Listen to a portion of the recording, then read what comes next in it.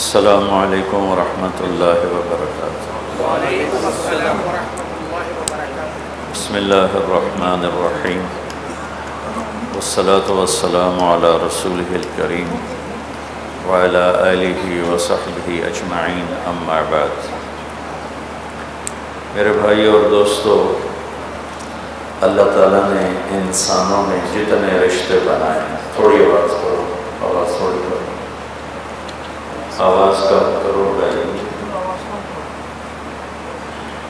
اللہ تعالیٰ نے انسانوں میں جتنے رشتے قائم فرمائے، ان میں جو سب سے اہم بنیادی رشتہ ہے، سب سے اہم، سب سے بنیادی رشتہ، وہ خامند اور بیوی ہے۔ سب سے اہم، سب سے پہلا، سب سے بنیادی، سب سے ضروری جو رشتہ اللہ تعالیٰ نے انسانوں میں قائم کیے ہیں، ان میں خامند اور بیوی سب سے بڑا رشتہ ہے، سب سے اہم رشتہ ہے۔ یہ پہلا رشتہ ہے جو اللہ نے قائم کیا حضرت آدم اور حوا کے درمیان۔ یہ آخری رشتہ ہے جو انسانوں میں قائم رہے گا جنت میں، ہر مرد اپنی بیوی کے ساتھ، ہر عورت اپنے خامند کے ساتھ، جوڑا جوڑا جوڑا جنت میں رہیں گے، قریب قریب ہوں گے۔ جنات و عدن یدخلونہ ومن صلح من آبائہم، ماں باپ و ازواجہم، بیویاں و ذریاتہم، اولاد، قریب قریب۔ لیکن ہر آدمی، ہر شخص اپنی بیوی کے ساتھ، ہر عورت اپنے خامند کے ساتھ۔ یہ رشتہ سب سے بڑا رشتہ ہے، سب سے اہم رشتہ ہے۔ قرآن نے جتنا اس رشتے پہ زور دیا ہے، کسی رشتے پہ اتنا زور نہیں دیا۔ والدین کی خدمت اور حقوق کے لیے چند آیات، اولاد کی تربیت کے لیے چند آیات، باقی رشتوں کے لیے تھوڑی تھوڑی آیات ہیں، لیکن خامند اور بیوی کے رشتے کے لیے سینکڑوں آیات، پوری پوری سورت اتاری ہے۔ سورہ تحریم، خامند اور بیوی کا رشتہ، سورہ طلاق، خامند اور بیوی کا رشتہ، سورہ نساء، خامند اور بیوی کا رشتہ، سورہ بقرہ، آل عمران، اتنی تفصیل ہے۔ اگر اس ساری تفصیل کو جمع کیا جائے تو وہ کئی سو آیات بن جائیں گی، جس میں کہ اللہ تعالیٰ اس رشتے کو گزارنا کیسے ہے وہ سکھاتا ہے۔ ایک اس کی اہمیت کی وجہ سے، ایک اس کی کمزوری کی وجہ سے۔ اہمیت اس کی یہ ہے کہ یہ پہلا رشتہ اور آخری رشتہ ہے، اس سے آگے نسل بنتی، اس سے رشتے جنم لیتے ہیں۔ اولاد ہوتی ہے تو یہی خامند بیوی ماں باپ بن جاتے، آگے اولاد کی شادی ہوتی ہے تو یہی خامند بیوی دادا دادی، نانا نانی بن جاتے ہیں، ساس سسر بن جاتے ہیں۔ اس سے سارے رشتے جنم لیتے ہیں۔ اور دوسری اس کی کمزوری ہے، باقی رشتے ٹوٹتے نہیں۔ باپ اور بیٹے کا رشتہ یہ ٹوٹتا نہیں، چاہے تعلق اچھا ہو یا برا ہو۔ بھائی اور بھائی کا رشتہ یہ ٹوٹتا نہیں، چاہے تعلق اچھا ہو یا برا ہو۔ بہن بھائی کا رشتہ یہ ٹوٹتا نہیں، چاہے بول چال ہو یا بند ہو۔ لیکن خامند اور بیوی کا رشتہ ایک بول پہ ٹوٹ جاتا ہے، ایک لفظ پہ ٹوٹ جاتا ہے، اور اللہ چاہتے ہیں کہ وہ حالت پیدا نہ ہو اور وہ صورتحال پیدا نہ ہو۔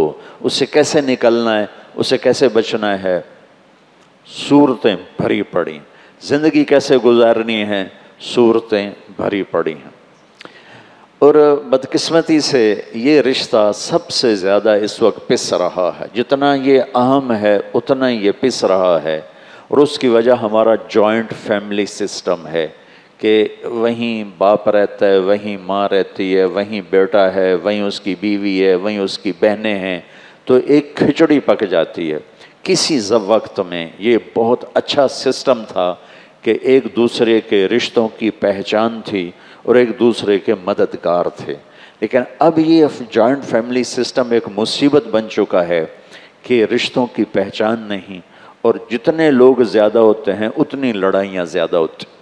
اس لیے آنے والی کا یہ حق ہے، آنے والی کا یہ حق ہے کہ طیب کا باپ مالدار آدمی ہے، اس کی بیگم مطالبہ کرے کہ مجھے الگ رکھو، میں تمہارے ماں باپ کے ساتھ نہیں رہنا چاہتی، تو اس کے ذمے ہے یہ اس کو الگ گھر لے کر دے، تاکہ اگر کوئی جھگڑا ہو تو 2 میں ہو، 10 میں نہ ہو۔ چونکہ جوائنٹ فیملی سسٹم میں ایک قطرے کی جو بات ہوتی ہے نا وہ موج بن جاتی ہے، ایک تنکے کے برابر کی بات ہے نا وہ جنگل بن جاتی ہے۔ اور خاص طور پر ساس اور بہو کا جو رشتہ ہے یہ بہت مسخ ہو چکا ہے، یہ بڑا پیارا رشتہ ہے۔ میں نے اپنی بیٹیوں کو ڈولی میں بٹھا کے رخصت کر دیا، میرا گھر میری بیٹیوں سے خالی ہو گیا۔ اب میں کسی کی بیٹی کو لے کے آ رہا ہوں یا آ رہی ہوں، میں اسے اپنی بیٹی بنا لوں، یہ آنے والی اسے اپنی ماں بنا لے، تو یہ کتنا خوبصورت رشتہ ہے۔ لیکن ساس ہی سب سے نیگیٹو کردار ہے اور سسر ہی سب سے نیگیٹو کردار ہے کہ یہ جانتے نہیں کہ میرے نبی کی زندگی کیسی تھی۔ میرے نبی نے مدینے کے صحابہ کو انصار کہتے ہیں اور مکے کے صحابہ کو مہاجرین کہتے ہیں۔ تو ایک دفعہ میرے نبی نے اپنے مدینے والے ساتھیوں کی تعریف کرتے ہوئے یہ بات فرمائی کہ یہ جو میرے انصار مدینہ ہیں یعنی مدینے والے، یہ بڑے عالی شان لوگ ہیں۔ آپ نے ان کی سنو کس بات پہ تعریف کی، تہجد پہ نہیں، نماز پہ نہیں، جہاد پہ نہیں، تبلیغ پہ نہیں، ذکر پہ نہیں، تلاوت پہ نہیں، کہ یہ جو مدینے والے میرے صحابہ ہیں یہ بڑے زبردست لوگ ہیں۔ ان کے گھر میں جب کسی کی بیٹی بہو بن کے آتی ہے تو اسے ذرا بھی فرق نہیں محسوس ہوتا کہ ماں باپ کے گھر میں ہوں یا سسرال کے گھر میں ہوں۔ اس آنے والی کو اتنا پیار دیتے ہیں، اتنی محبت دیتے ہیں کہ وہ سمجھتی ہے کہ میں ماں باپ کے گھر ہی ہوں، میں سسرال میں نہیں ہوں۔ لیکن ہمارے آج کے ماحول میں سسرال آنے والی بیٹی بچی کے لیے ایک جہنم بن جاتا ہے، جہنم، تانے، بولیاں، طنز، تنقیدیں۔ اور اس میں ایک بڑی وجہ ہے، بچہ ماں پروان چڑھاتی، اللہ اس سے زندگی دیتا ہے، اس کی گود میں پلتے پلتے بڑا ہوتا، جب اس کی شادی ہوتی ہے اس کی محبت کا بہاؤ بیوی کی طرف ہو جاتا ہے۔ یہ طبعی چیز ہے، فطری چیز، وہ اپنی بیوی کو زیادہ توجہ دیتا ہے، ٹائم دیتا ہے، تو اس کی ماں میں حسد پیدا ہو جاتا، وہ اس حسد کو پھر اس اپنی بہو کو تنگ کر کے نکالتے، کبھی بیٹے کے کان بھرے گی، کبھی اس کی بےزتی کرے گی، کبھی اس کو تانے دے گی، کبھی کسی قسم کے تانے دے گی۔ اس کے پیچھے کوئی جھگڑا تھوڑا ہے، اسی نے اس کی اولاد کا، اگلی نسل کا اس نے ماں بننا ہے، اور اس آنے والی نے اس کی جگہ سنبھالنی ہے۔ اگر ترتیب کے مدعے سے اللہ نے رکھا ہے کہ بھئی بڑا پہلے جاتا ہے چھوٹا بعد میں جاتا ہے، وہ یہ سمجھتی ہے کہ یہ میرے گھر کی وارث ہے، پھر اس کو ذلیل کرتی ہے لاشعوری حسد کی وجہ سے۔ اس کی بہنوں کا رویہ بدل جاتا ہے، اس کے والد کا رویہ بدل جاتا ہے، وہ اس لاشعوری حسد کی وجہ سے۔ اس لیے شریعت، اللہ تعالیٰ نے عربوں کا بھلا کرے، ان کی ثقافت ہے جب تک لڑکا الگ گھر نہیں بنائے گا شادی نہیں کر سکتا، چاہے کرائے پہ لے چاہے اپنا لے، الگ ایک کمرے کا گھر ہو لیکن الگ ہو تب اس کی شادی ہوگی، ورنہ شادی نہیں ہوگی۔ ان کی کھچڑی نہیں بنی ہوئی، ان کی لڑائیاں ایسے نہیں ہوتی ہیں جیسے ہماری سارا دن۔ ایک لڑکا لڑکی آپس میں الجھ گئے، چھوٹا مسئلہ ہے، لیکن ساتھ ماں بھی الجھ گئی، باپ بھی الجھ گیا، بہنیں بھی الجھ گئے، چاچے بھی آ گئے، مامے بھی آ گئے، دادے بھی آ گئے، نانے بھی آ گئے، اتنے تو سوٹے چل گئے۔ اگر یہ اس کو گھر لے کے نہیں دے سکتا تو اس کے ذمہ ہے اس کو کرائے پر لے کر دے، اس کے بھی ہمت نہیں ہے تو گھر میں ایک پورشن الگ کر دے، اس کا کچن بھی الگ ہو، اس کا رہنا بھی الگ ہو، تاکہ اس میں کسی کا دخل نہ ہو، وہ اور اس کا خامد اور اس کی بیوی اپنی زندگی شروع کریں۔ وہ اتنے بھی نہیں رکھتا ہمت، سارے ایک جیسے نہیں ہوتے۔ ایک کمرہ، ایک کچن، ایک ٹوائلٹ، یہ آنے والی لڑکی کا حق واجب ہے، یہ حق واجب۔ مشترکہ کچن ہوگا تو لڑائیاں ہوں گی، مشترکہ واش روم ہوں گے تو لڑائیاں ہوں گی۔ اور اگر یہ اس کی بھی ہمت نہیں رکھتا کہ کمرہ بھی نہیں الگ کر سکتا، واش روم نہیں دے سکتا، کچن نہیں دے سکتا، تو پھر یہ شادی نہ کرے، روزے رکھے تھے تسبیح پڑھے، کسی دے دینوں برباد نہ کرے۔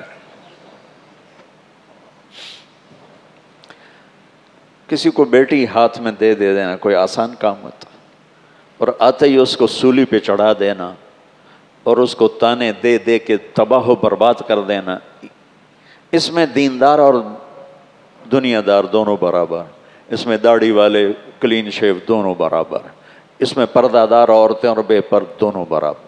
آگ لگی ہوئی ہے، آگ لگی ہوئی ہے، آگ لگی ہوئی ہے۔ بھائیو، اپنے رشتوں کو آباد کرو میرے نبی والے اخلاق کے ساتھ۔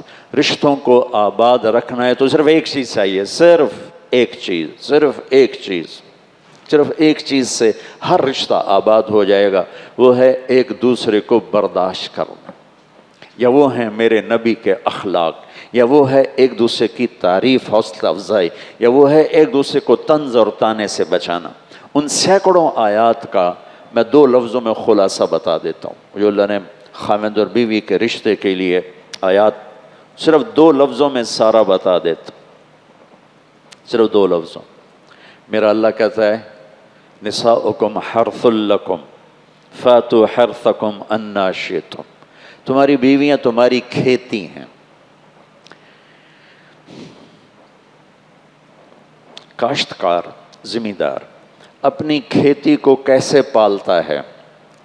یہاں تو کراچی تو زرعی شہر نہیں ہے، ہم تو پنجاب کے رہنے والے ہیں، تو ساتھ ہی زراعت چلتی ہے، ایگریکلچر چلتا ہے، لیکن اپنے گھروں میں پودے لگائے ہیں، پھلواڑی لگائی ہے، پھول لگائے ہیں، کسی نے کوئی پھلدار درخت لگایا ہوا ہے، تو اس درخت کو، اس گھاس کو، اس پھلواڑی کو کس طرح ہم لے کے چلتے ہیں؟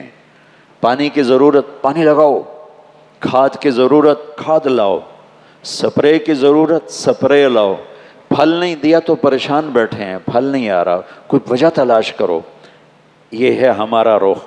کبھی دیکھا، میرا زمیندار گھرانے سے تعلق کہ بھائی آم نے پھل نہیں لیا اور زمیندار نے ڈنڈا اٹھا کے آم کی پٹائی شروع کر دی، تیری ایسی تیسی، تو پھل نہیں لیا، لتر مارو اس نو۔ تمہارے ہاں پپیتا ہوتا ہے، پپیتے نے پھل نہیں لیا تو اب جناب شیخ عتیق سوٹا چاہتے کھلوتا ہے تے ماری جاندہ ہے پپیتے نو۔ اور شیخ صاحب کی ہو گیا کہ اس پھل ہی کوئی نہیں لیا، میں سوٹے مار رہے ہیں۔ کسی پاگل کو دیکھا ہے اس طرح کرتے ہوئے؟ ایک لفظ میں اللہ نے زندگی سمجھائی ہے کہ جس وقت میں جو ضرورت ہو اس رشتے میں، اس سے پورا کرنے میں لگو گے اور محبت سے کرو گے، جیسے محبت سے کرتے۔ رات کو پانی کی ضرورت ہے، رات کو لگے گا، دن کو ضرورت ہے، دن کو لگے گا، کھاد کی ضرورت ہے، فوراً آئے گی، چاہے ادھار لینی پڑے، چاہے فی بوری 500 روپے اوپر دینا پڑے۔ ہم تو کرتے رہتے ہیں یہ سر، سپرے کرنا پڑے گا، پیسے کوئی نہیں، ادھار لاؤ، جی وہ تو مہنگی دے رہے ہیں، لے آؤ، بعد میں دے دیں گے۔ ہم اپنی کھیتی کو، پاکستان ایک زرعی ملک ہے، تم کراچی میں رہ کر بھی اتنا تو سمجھتے ہو کہ زراعت کو، کھیتی کو کیسے پالا جاتا، کیسے اس کو لے کے چلا جاتا ہے، تب جا کر وہ پھل دینے پر آتی ہے۔ کوئی پاگل دیوانہ اپنی کھیتی پہ ڈنڈے نہیں برساتا، اس نے پھل نہیں دیا، اس نے ہل چلا دیا، ایسا کوئی نہیں کرتا ہے۔ اس میں جڑی بوٹیاں پیدا ہو گئیں تو آگ لگا دیتا ہے، ایسا وہ جڑی بوٹیوں کو نکالتا ہے۔ چھوٹے چھوٹے حل بنے ہوتے ہیں، چھوٹے چھوٹے، جو اس کے اندر چلتے ہیں کہ پودے کو نقصان نہ پہنچے اور ساری گندی جڑی بوٹیاں نکل کے باہر چلی جائیں۔ ایسے ہی اس رشتے میں اور ہر رشتے میں گندی جڑی بوٹیاں پیدا ہوتی ہیں، بد زبانی سے، برے اخلاق سے، کچھ ناگواریاں، رنجشیں پیدا ہوتی ہیں۔ ہم یہ نہیں کرتے کہ ہل ڈال کے فصل تباہ کر دیں، ہم کرتے ہیں چھوٹے ہل سے اس بوٹی کو نکالتے ہیں۔ تو ان رنجشوں کو، ان بد اخلاقیوں کو، ان ناگواریوں کو نکالنا اس طریقے سے کہ رشتے باقی رہیں، رشتے ٹوٹے نہیں۔ یہ لفظ حرص کا تقاضا ہے کہ اپنی بیوی کو، اللہ یہ مردوں کو کہہ رہا ہے، مردوں کو کہہ رہا ہے، یہاں عورتوں سے نہیں کہہ رہا، مردوں سے کہہ رہا ہے، دوسرے میں دونوں سے کہے گا، یہاں صرف مردوں کو کہہ رہا ہے کہ جیسے تو اپنی کھیتی اور اپنی پھلواڑی اور اپنے درخت کی حفاظت کرتا ہے، اتنا کسی کی بیٹی تیرے گھر آ رہی ہے، اتنا اس کی حفاظت کر لینا تو دیکھ یہ تیرے لیے سایہ دار بھی، پھلدار بھی بنے گی۔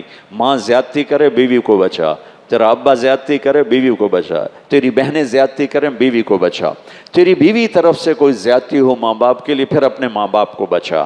یہ اتنا بڑا بوجھ لے کے جو جا رہا ہے، میں نے قبول کیا، تو قبول کرنے کا مطلب یہ تھوڑا ہی ہے کہ اس کو لا کے اس نے نوکرانی بنا دیا۔ اس کی عزت نفس کی حفاظت، اس کے جذبات کی حفاظت، اس کی ضرورت کی حفاظت لفظ قبول کے اندر ہے، اس کی کمیوں سمیت قبول. میں نے قبول کیا، میں کمیاں بھی قبول ہیں اور صفات بھی قبول ہیں. لیکن میرے بھائیوں، ہمارا معاشرہ بہت سنگ دل ہے، بہت بے رحم ہے، اور ہمارے علماء سے بھی مجھے گلہ ہے کہ یہ صرف نماز روزے تک رہتے ہیں، یہ معاشرت بتاتے ہی نہیں لوگوں کو کہ زندگی کیسے گزارنی. نماز تو 5 منٹ کا کام ہے. کتنی دیر لگی 3 فرض پڑھنے میں؟ 8 منٹ، 7 منٹ. 24 گھنٹے کی زندگی کیسے گزارنی ہے کہ زندگی خوبصورت ہو جائے. وہ ہیں میرے نبی کے پیارے اخلاق، اور اپنے اس گھروں کی زندگی کو خوبصورت بنانا ہے. یہ دیکھو، مجھے اپنے گھر کی زندگی، دفتر کی زندگی، بازار کی زندگی، محلے کی زندگی کو اگر خوبصورت بنانا ہے، اس زبان پہ قابو پا لیں، اس کو طنز سے پاک کر دیں، اسے طعنے سے پاک کر دیں، اسے ذلیل کرنے والے بول سے پاک کر دیں. نوکر سے بھی پیار سے بولو، نوکرانی سے بھی پیار سے بولو، وہ اپنوں سے بھی، ماں سے بھی، باپ سے بھی، بیوی سے بھی، بچوں سے بھی، بھائی سے بھی عزت دینا سیکھو. میرے نبی نے فرمایا، سننا، یغلبن الکریم ویغلبہن اللئیم. آپ نے فرمایا جو کمینے لوگ ہوتے ہیں، کمینے کا لفظ میرے نبی کے استعمال کر رہے ہیں، کہ جو کمینے لوگ ہوتے ہیں بیویوں کو دبا کے رکھتے ہیں، اور جو شریف لوگ ہوتے ہیں بیویوں سے دب کے چلتے ہیں. ڈر نہیں ہے، اس کی عزت احترام. میرے بچوں کی ماں ہے، یہ میرے بچوں کی ماں ہے، اور یہ میری نسل کی محافظ ہے. میری نسل اس کی گود میں پروان چڑھ رہی ہے، اس کی چھاتی کا دودھ پی رہی ہے. اس شرافت کی، اس عزت نفس کی وجہ سے آپ نے فرمایا کہ شریف آدمی اپنی بیوی سے دب کے چلتا ہے، اور کمینہ آدمی بیوی کو دبا کے چلتا ہے. اور آپ نے فرمایا میں کمینہ بن کے نہیں رہنا چاہتا، میں شریف بن کے رہنا چاہتا ہوں. میں اپنی بیوی سے دب کے چلوں، یہ مجھے زیادہ پسند ہے کہ اس کے ساتھ مجھے شرافت کا ٹائٹل ملے گا. کہ میں بیوی کو دباؤں اور مجھے کمینے کا ٹائٹل ملے، یہ مجھے منظور نہیں ہے. اور ہمارا ماحول ہے دبا کے رکھ، تن کے رکھ، بولن نہ دیویں، کھسکن نہ دیویں، ہلن نہ دیویں. ایسے احمق الو لوگ ہیں، نہ دین پڑھا ہے، نہ قرآن پڑھا ہے، نہ شریعت پڑھی ہے، بس صرف پیسہ کمانا پڑا ہے اور کچھ بھی نہیں پڑھا. پیسے کمانے کے علم کو علم تھوڑا ہی کہتے. جو میرے نبی نے زندگی سکھائی اس کا نام علم ہے، اس کا نام علم ہے. وہ میرے نبی نے 11 گھر آباد کیے. شوق کے تھے. 25 سال کا نوجوان 40 سال کی عورت سے شادی کرتا ہے؟ اسی کو کہہ دو کہ 40 سال دی مائی تیرے نال شادی کرنی تو تیار ہیں، اے پیو دا گھر چھڑ کے نس جاوے. ایک منگنی ٹوٹی حضرت خدیجہ، ایک منگنی ٹوٹی ورقہ بن نوفل سے. ایک شادی ہوئی ابو حالہ، ایک بیٹا ایک بیٹی، ابو حالہ فوت ہو گئے. دوسری شادی ہوئی ابن عابد، ایک بیٹا پیدا ہوا، وہ فوت ہو گئے. 2 نکاحوں سے بیوہ، ایک منگنی ٹوٹی ہوئی عورت سے میرے نبی نے 25 سال کی عمر میں 40 سال کی عورت سے شادی کی، اور 25 برس زندگی کے ساتھ گزار دیے. اور 50 سال کے بعد جب ہمتیں ذرا کم ہونا شروع ہوتی ہیں تو اکٹھی 10 شادیاں کی، آگے پیچھے آگے پیچھے آگے پیچھے آگے پیچھے. آپ نے کہا ما تزوجت وما زوجت الا بوحی من السماء نزل به جبریل. سن لو لوگو، مجھے عورتوں کا کوئی شوق نہیں. میں نے جہاں شادی کی، میں نے جہاں بیٹی دی، پہلے آسمان سے میرے رب کا فرشتہ آیا کہ یہاں شادی فرمائیں، پھر میں نے یہ قدم اٹھایا. یہاں بچی دیں، پھر میں نے یہ قدم اٹھایا. آپ نے حضرت علی کے نکاح کا خطبہ پڑھتے ہوئے فرمایا کہ لوگو، میرے پاس جبریل آیا ہے اللہ کا پیغام لے کر کہ میں اپنی بیٹی فاطمہ کا نکاح علی کے ساتھ کرتا ہوں. پھر آپ نے حضرت فاطمہ کا ہاتھ پکڑ کے حضرت علی کے ہاتھ میں دیا اور فرمایا علی واہ، تجھے نبی کی بیٹی مبارک. پھر آپ نے کہا فاطمہ، جو مجھے خاندان میں سب سے پیارا تھا، میں نے تیرا ہاتھ اس کے ہاتھ میں دے دیا ہے. تو بھائیو، اپنے اس رشتے کو آباد کرو حسن سلوک کے ساتھ. دوسرا لفظ ہے، اس میں تو صرف مردوں کو کہا کہ تو اس سے کھیتی بنا کے لایا ہے، اس کی حفاظت تیرے ذمے ہے۔ ہمارا چونکہ وہ میری ماں ہے، تو میری ماں دے کو بولنا نہیں، تو میری ماں ہے، میرا پیو ہے، تو کچھ نہیں بولنا، بس تو ٹھیک ہے نہ بولو، پر اسے ظلم تو نہ کرنے دو، اسے زیادتی تو نہ کرنے دو۔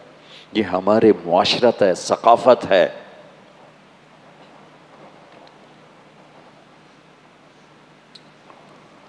دوسرا لفظ بتاتا ہوں، میرے اللہ نے کہا ہن لباس لکم وانتم لباس لہن۔ سبحان اللہ۔ اللہ تعالیٰ نے پہلے مجھے کہا یعنی مردوں کو کہ تیری بیوی تیرا لباس ہے، پھر عورتوں سے کہا تیرا خاوند تیرا لباس ہے۔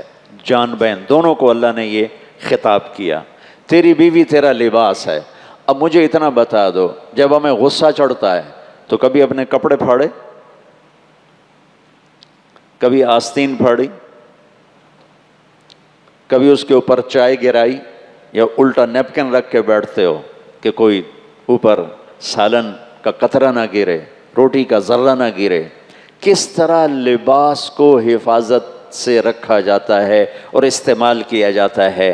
تو میرا اللہ ایک پیغام اور دے رہا ہے، جتنا لباس کو حفاظت سے رکھتے ہو اتنا اس رشتے کو حفاظت سے رکھو گے تو تمہارا گھر خوشیوں کا گہوارہ بن جائے گا۔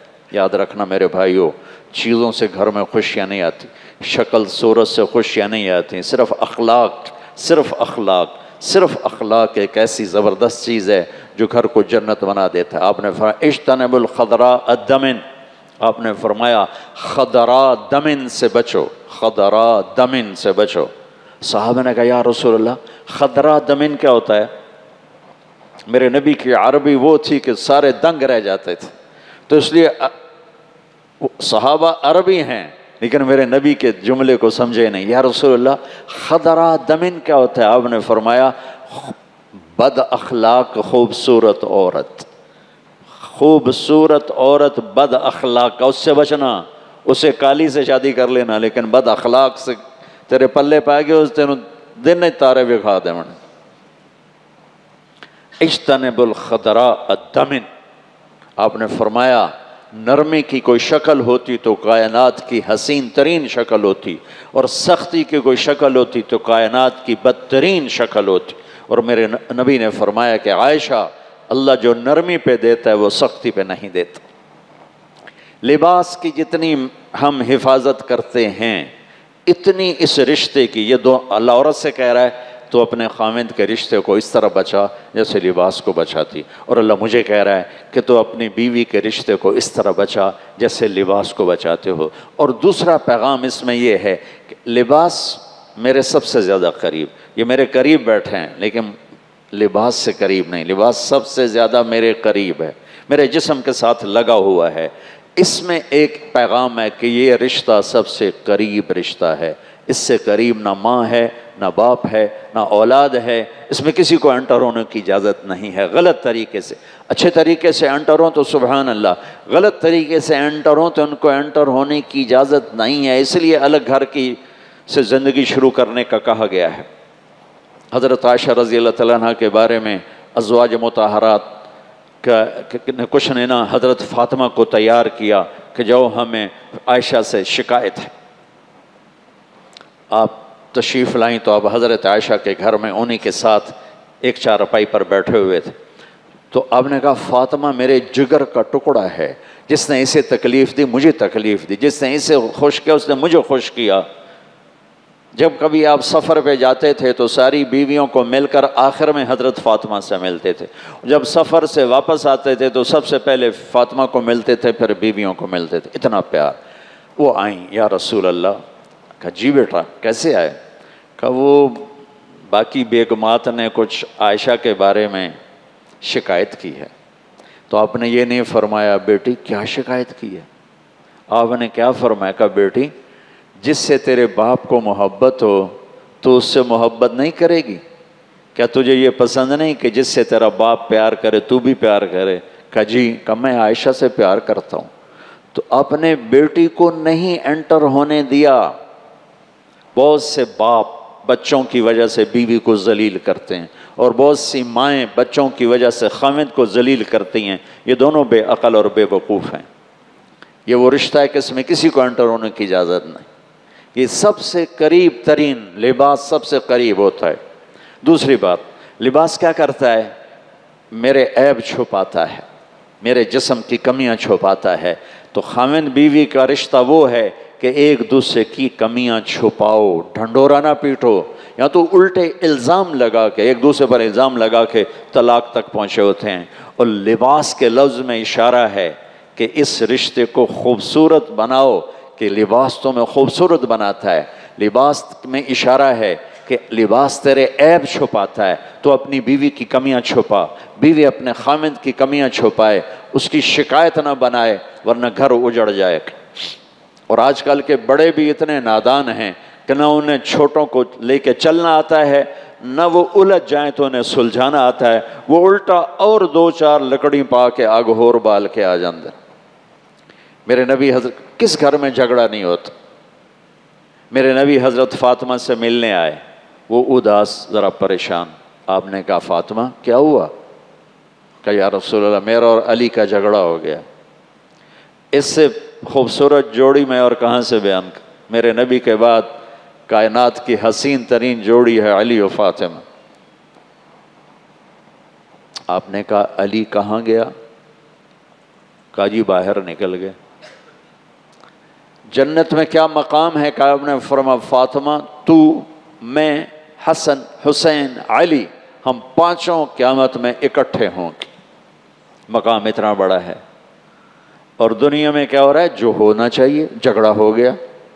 کہا علی کہاں ہے؟ کہا جی باہر چلے گئے. تو اب آپ نے یہ نہیں کہا میں سسر ہوں، بیٹی والا ہوں، میں داماد کے پیچھے جاؤں.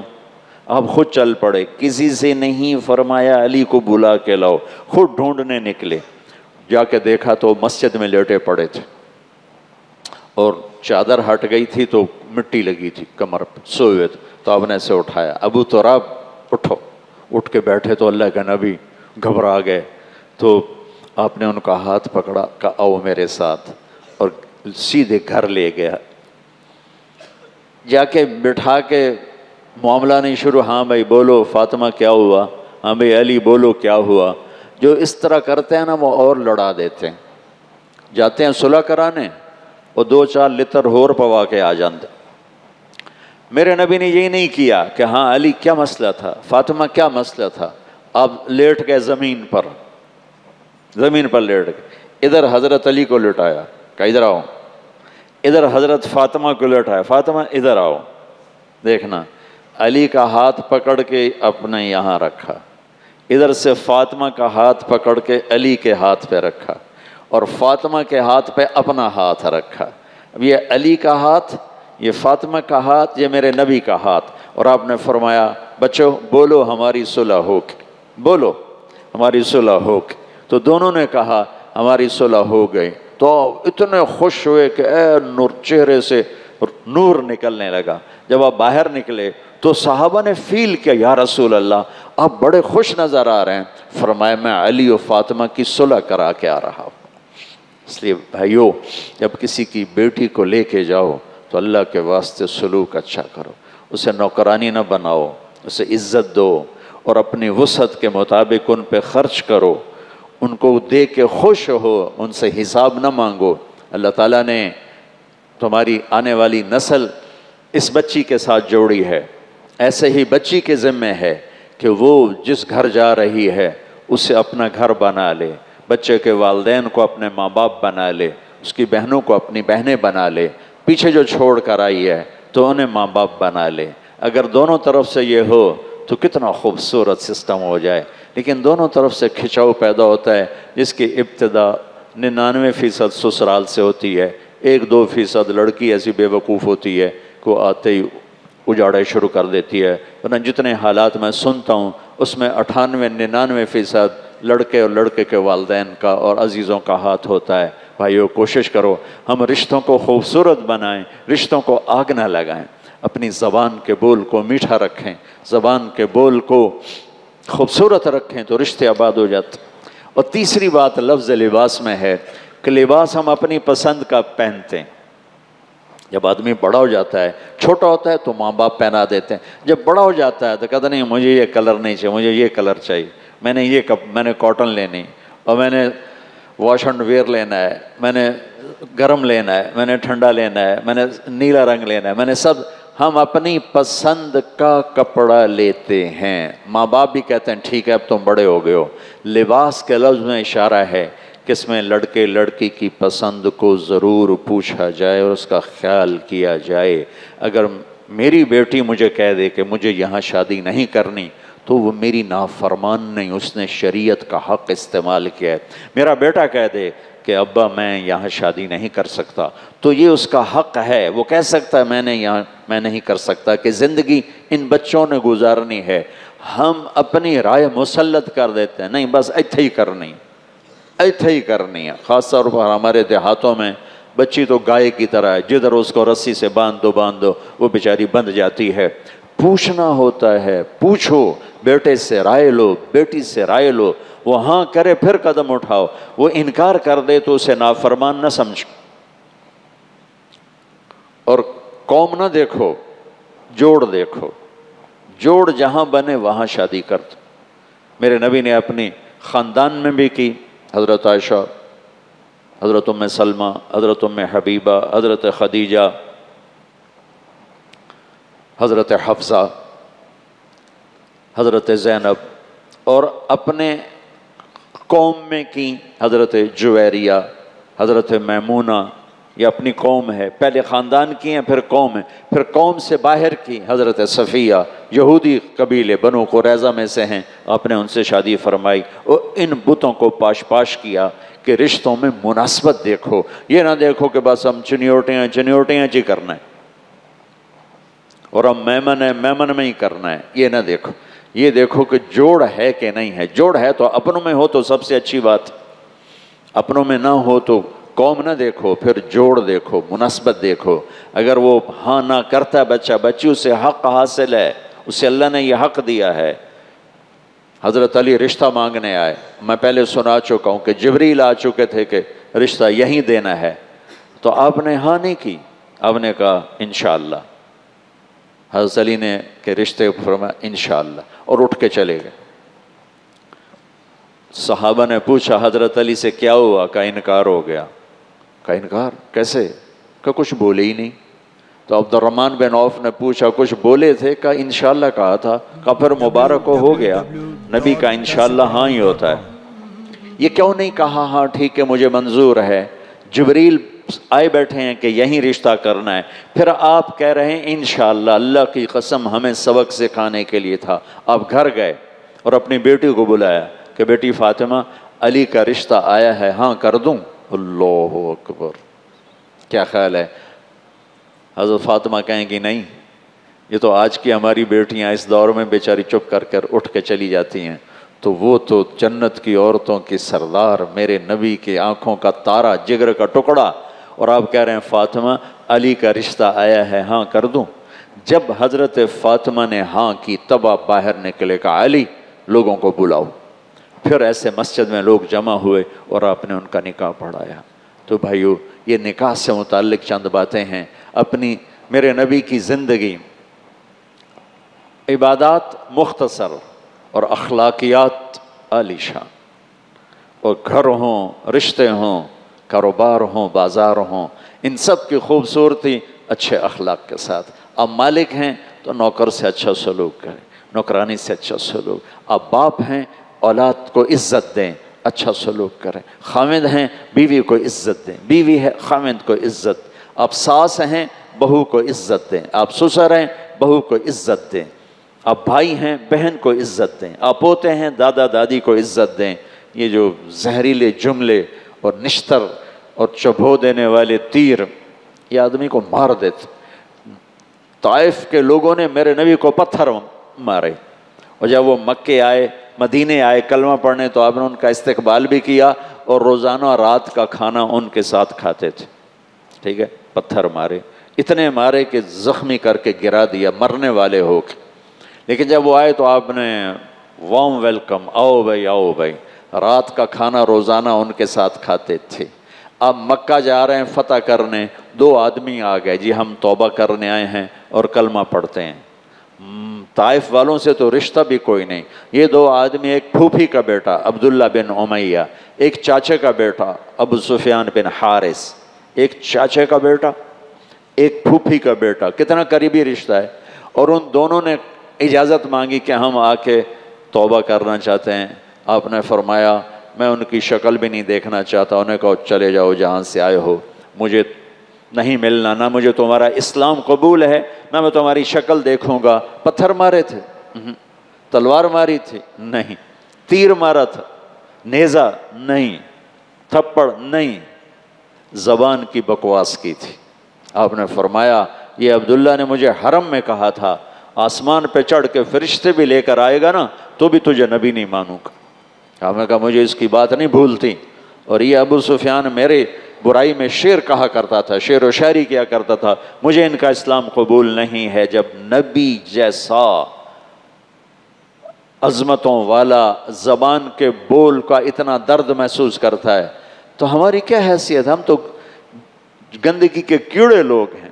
اس لیے اللہ کے واسطے اپنی زبانوں کو میٹھا کر لو، اپنے بول میٹھے کر لو، اپنے طنز کے زہریلے جملے اندر ڈال لو، صبر کر لو تو ایسی طاقت بنو گے کہ ہر آدمی تم سے پیار کرے گا.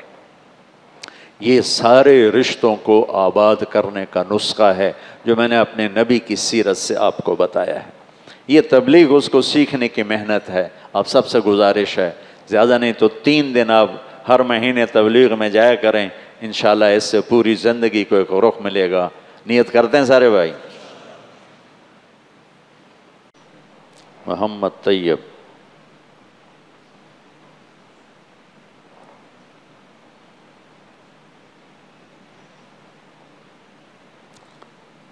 بچی شیزا کاشف 1,19,456. اعوذ باللہ من الشیطان الرجیم. بسم اللہ الرحمن الرحیم. یا ایھا الناس انا خلقناکم من ذکر و انثی وجعلناکم شعوبا وقبائل لتعارفوا ان اکرمکم عند اللہ اتقاکم. وقال النبی صلی اللہ تعالی علیہ وسلم اعظم النکاح برکۃ ایسرہ مؤونہ. وقال النبی صلی اللہ تعالی علیہ وسلم النکاح من سنتی فمن لم يعمل بسنتی فلیس منی. وقال النبی صلی اللہ تعالی علیہ وسلم الدنیا کلها متاع وخیر متاعها المرأة الصالحة. محمد طیب شیزا کاشف بنت کاشف سلیم کو مہر فاطمی جو 1,19,456 روپے بنتا ہے، اس مہر کے عوض آپ کے نکاح میں دی، آپ نے قبول کیا؟ اللہم اسعد جدہم واجمع شملہم وبارک علیہم واخرج منہم ذریۃ صالحہ. اللہم اسعد جدہم واجمع شملہم وبارک علیہم واخرج منہم ذریۃ صالحہ. اللہم اسعد جدہم واجمع شملہم وبارک علیہم واخرج منہم ذریۃ صالحہ. اللہم الف بین قلوبہم واصلحہم واصلح ذات بینہم. اللہم الف بین قلوبہم واصلحہم واصلح ذات بینہم. اللہم الف بین قلوبہم واصلحہم واصلح ذات بینہم. اللہم اوزعہم ان یشکروا نعمتک التی انعمت علیہم وعلی والدیہم الہ الحق. آمین برحمتک یا ارحم الراحمین. www.darsequran.com